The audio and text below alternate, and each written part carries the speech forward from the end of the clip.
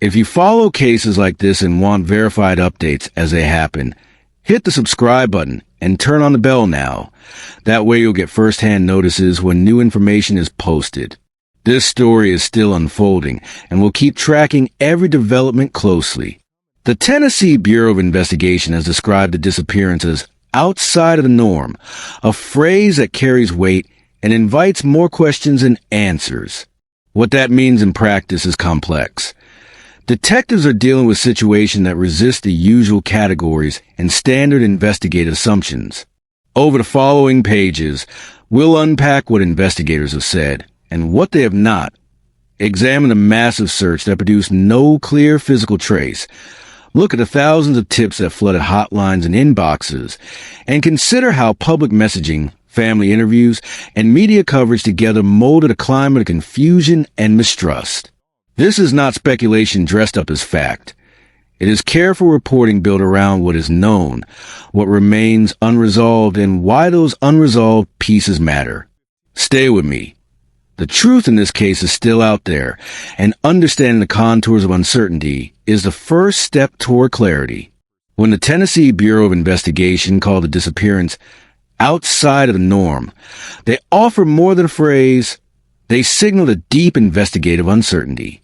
That simple wording has become a focal point for experts, the public, and armchair sleuths alike, because it says plainly that the case does not fit the patterns investigators expect. In missing child investigations, detectives typically work with a set of common scenarios. A child wanders off and becomes lost in terrain. An accident leads to fatal injury. An opportunistic stranger abducts a child. Or, less often, a caregiver is implicated. Each scenario suggests particular search strategies, technical resources, and lines of questioning. To call a disappearance outside of the norm is to say that none of those straightforward patterns neatly explains the available facts. That declaration reflects both practical and psychological realities. Practically, it means forensic leads are thin or absent. No body, no distinct physical trail, and no surveillance footage that provides a clear timeline. Psychologically, the phrase acknowledges how hard it is for investigators and the public use to tidy narratives to accept ambiguity. People want a story with beginning, middle, and end. They want to know who, what, when, where, and why. But some cases defy that urge.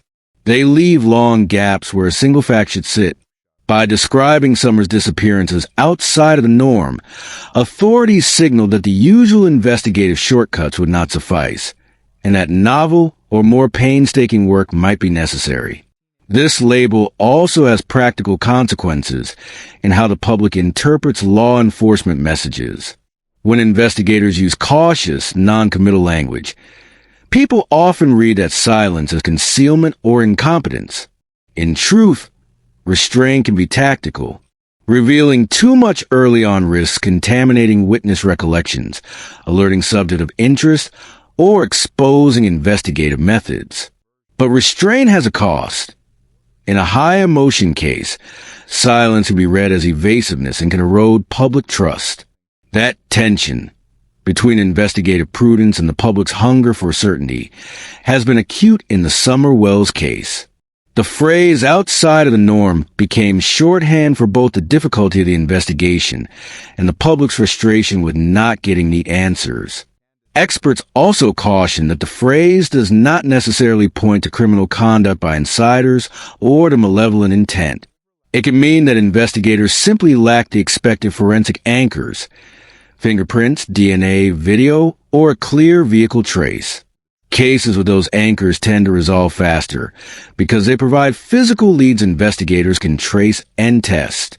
By contrast, a case with no physical anchors forces detectives to rely heavily on human memory, alibis, and circumstantial patterns, all of which degrade with time. That is the tragic reality here. The longer the delay in producing physical evidence, the more the case risks slipping into uncertainty and rumor. Finally, it's worth noting that calling a case outside of the norm invites creative investigative thinking. It pushes investigators to reevaluate assumptions, re-interview witnesses under different conditions, use alternative technologies, historic phone data analyses, social media forensics, or rerunning canine searches in varied weather, and pursue less obvious lines of inquiry. In that sense, the term is both a diagnosis and a call to action, an acknowledgement that the team must work harder, more imaginatively, and more patiently than usual to find an answer. Summer Wells vanished on June 15th, 2021, and what followed was a search operation of a scale rarely seen in Tennessee. Within hours, local deputies were joined by state agencies, volunteers, search and rescue teams, and federal partners. The response included ground search teams, helicopters sweeping the landscape from above, scent tracking dogs, ATVs covering rough terrain, and specialized units trained for rural searches. That intensity reflected the urgency of a child's disappearance. In the first hours, the chance of finding a child alive is at its highest, so every resource mobilized matters. Despite that extraordinary mobilization, which some described as one of the largest search efforts in state history, the search yielded no decisive physical evidence. Searchers combed woodlines, creek beds, hollows, and the brush-covered ravines typical of the Appalachian foothills. Volunteers formed long human chains, moving systematically across acreage to ensure no ground went uninspected. Aircraft scanned from above, and dogs were brought in to pick up faint scent trails. For weeks, crews returned, sometimes under different weather conditions, trying to catch a clue missed earlier. The lack of a finding surprised many because large searches often turn up something: clothing, a shoe, a piece of torn fabric, or other trace evidence that suggests direction of travel or possible accident sites. In Summer's case, none of those common discoveries occurred. That silence is not only heartbreaking for the family, but also deeply puzzling to investigators. In rural terrain, nature can conceal or scatter traces, and heavy volunteer traffic can unintentionally contaminate potential leads. Rivers and streams can carry small items away. Wildlife can disturb or remove objects. Heavy rains can erase footprints. These environmental factors complicate searches and sometimes explain why initial sweeps do not recover evidence. Yet even accounting for those dynamics, experienced search professionals characterizing the result as no trace underscores the unusual difficulty of the case. The absence of physical evidence has operational consequences. It forces investigators to rely more on interviews, phone records, and publicly sourced tips, all of which can be inconsistent or unreliable. It also lengthens timelines. Instead of following a clean, narrowly defined lead to a search area, detectives must re-verify recollections, reconstruct small windows of time minute by minute, and look for indirect corroboration. Each new interview or tip must be cross-checked against hundreds of others, a laborious process that consumes time and manpower. Investigators battling a prolonged, high-profile missing person inquiry face persistent constraints, manpower fatigue, funding limits, and emotional toll of long-term work. Detective workloads are finite.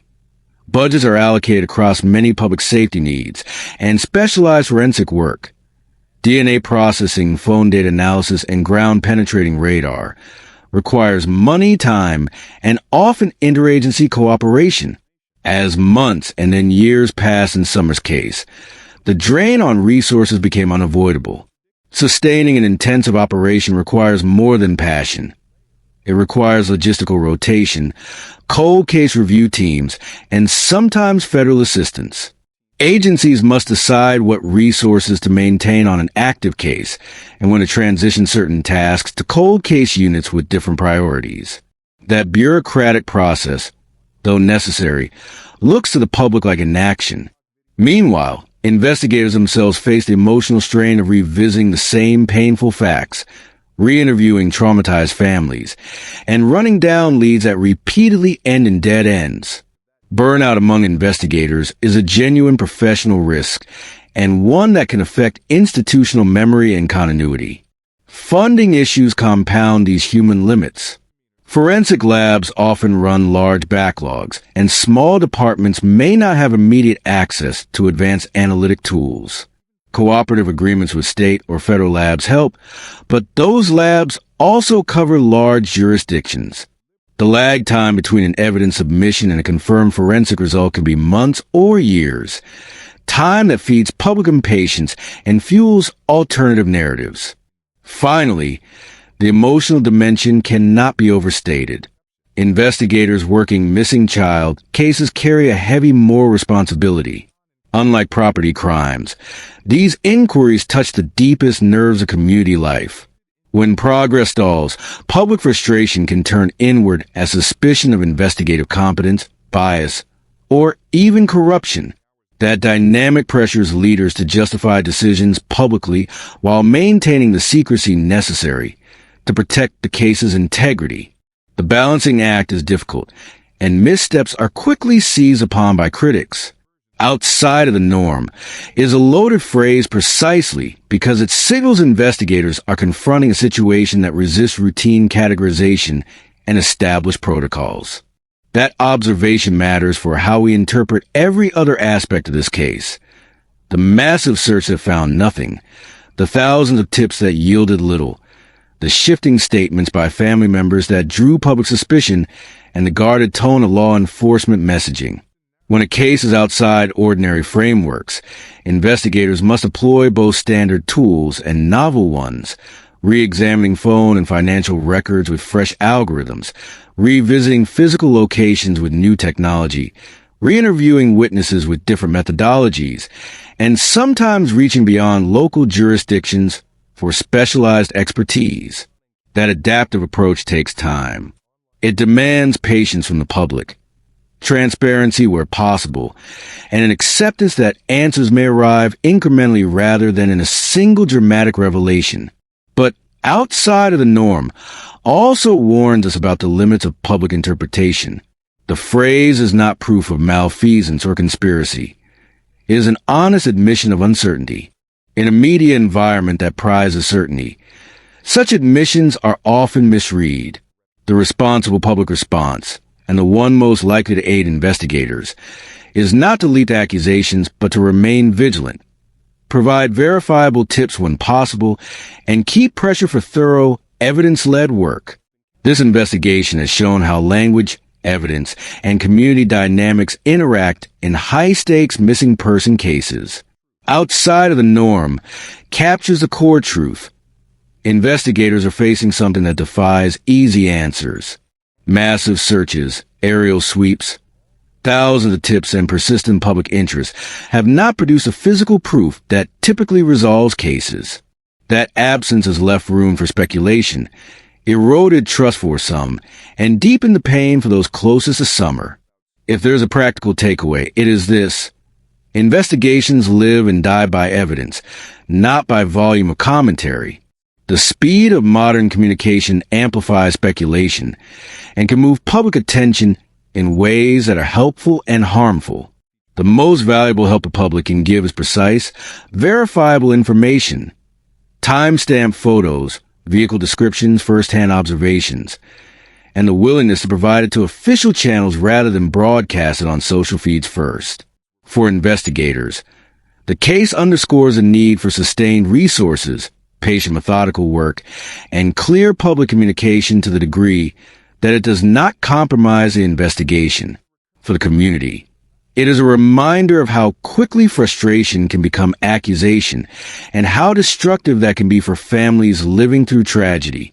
Summer Wells' disappearance remains unresolved. The outside of the norm label is not a closed verdict. It is a procedural description of complexity and uncertainty.